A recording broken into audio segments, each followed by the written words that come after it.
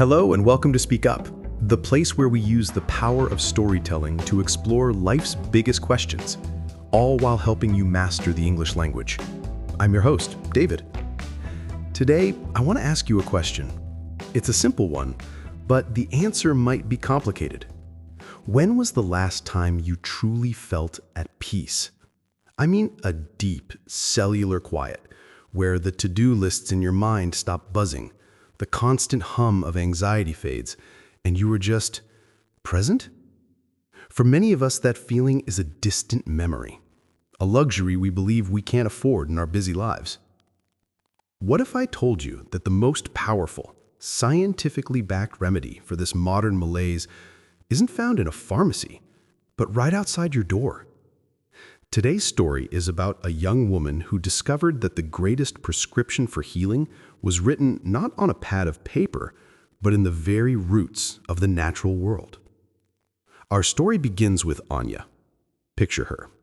A final year university student, her mind a browser with too many tabs open. There were dissertation deadlines, the pressure to find a job, and a social life that existed mostly through a screen. The stress had become a physical presence, a tight band around her ribs, a constant static in her brain that made deep sleep impossible and focused work a struggle. She was running on fumes, and the check engine light in her soul was blinking brightly. Finally, she went to see a doctor. She expected to be handed a prescription for anti-anxiety medication. The diagnosis was no surprise: chronic stress and anxiety. But the treatment was. The doctor, a kind woman with calm eyes, listened intently. Then she said, "Anya, I'm going to give you a prescription. I want you to fill it every day, without fail." She scribbled on a notepad. Anya leaned forward, expecting to see the name of a drug. Instead, she saw two words: touch grass. Anya almost laughed. Touch grass? Like the internet meme? You're joking. But the doctor was entirely serious. "I want you to go to a park. Take your shoes and socks off. Stand or sit on the grass for 15 minutes. Feel it. Breathe. That's your prescription." Feeling deeply skeptical and a little foolish, Anya went to the city park the next afternoon. She found a secluded spot, kicked off her sneakers, and lowered herself onto the lawn. The grass was cool and slightly damp. At first, her mind was a riot of thoughts. This is ridiculous. I have so much work to do.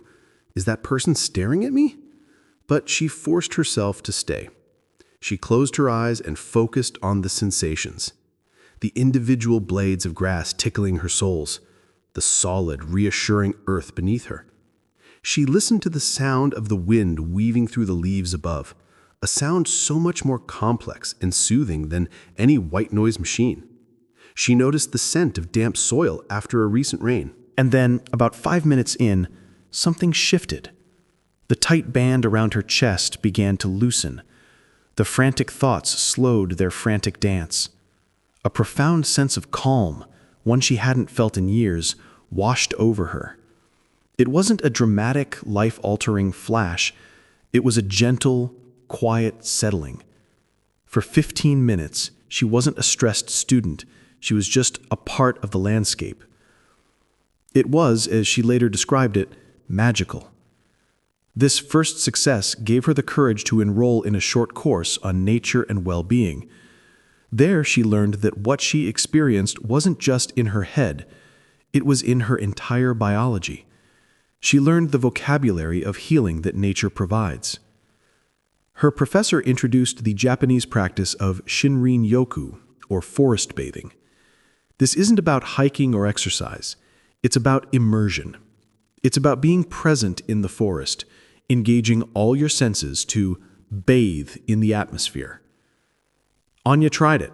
She spent an afternoon in a pine forest, noticing the way the light filtered through the canopy, breathing in the sharp, clean scent of the trees, touching the rough bark. She learned that trees release airborne compounds called phytocides, which have been shown to boost our immune system and reduce stress hormones. She learned about grounding or earthing, the very act of making direct skin contact with the Earth's surface. The theory is that our bodies absorb the Earth's natural, subtle electrical charges, which can reduce inflammation, improve sleep, and reduce pain.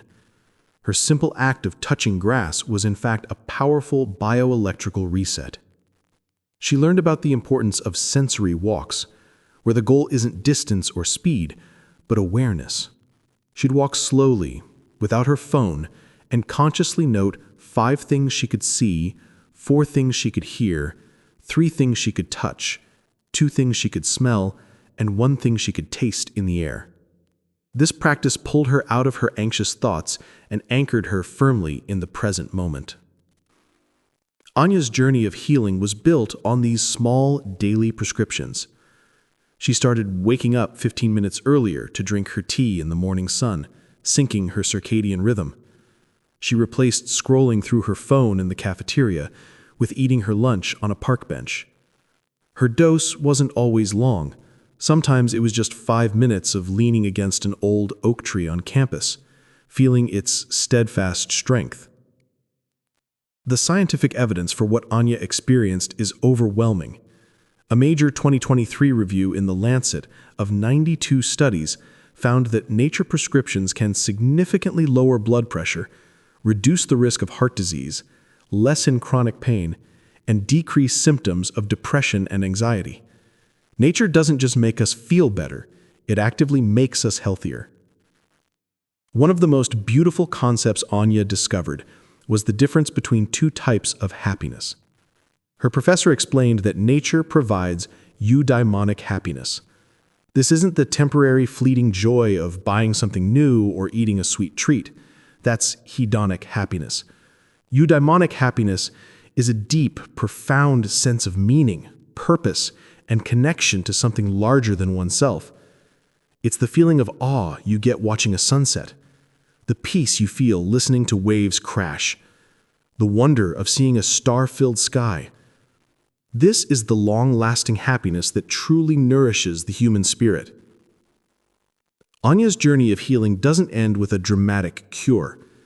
It ends with a new way of living. The tightness in her chest is gone. The constant static in her mind has been replaced, more often than not, with a clear and focused calm. She still has deadlines and stresses, of course, but now she has a tool, a sanctuary, a reset button that is always available. So, what is the moral of Anya's story for us? It's this powerful self-help truth. When you feel the most overwhelmed, when you believe you don't have a single second to spare for yourself, that is the precise moment you most need to step away and into nature. The belief that you are too busy to be happy is the very illusion that nature shatters. A 5-minute investment under a tree can yield hours of improved focus and peace. It is the most productive inefficiency you will ever practice. You won't need a doctor's note. You can write this prescription for yourself today. So I want to ask you, and I'm genuinely curious to hear your thoughts. What would your personal nature prescription look like? Would it be a walk along a beach, feeling the sand between your toes? Would it be gardening, getting your hands in the soil? Or is it simply sitting by an open window and listening to the rain? Share your prescription in the comments below. Let's create a community prescription pad right here. And if this story helped you remember the healing power of the world around us, please give this video a like and subscribe to the channel for more stories that help you think and feel in English. Remember, the air you breathe, the earth beneath your feet, the sky above your head. This isn't just the environment, it's your partner in wellness. It's the prescription you already own. Thank you for listening.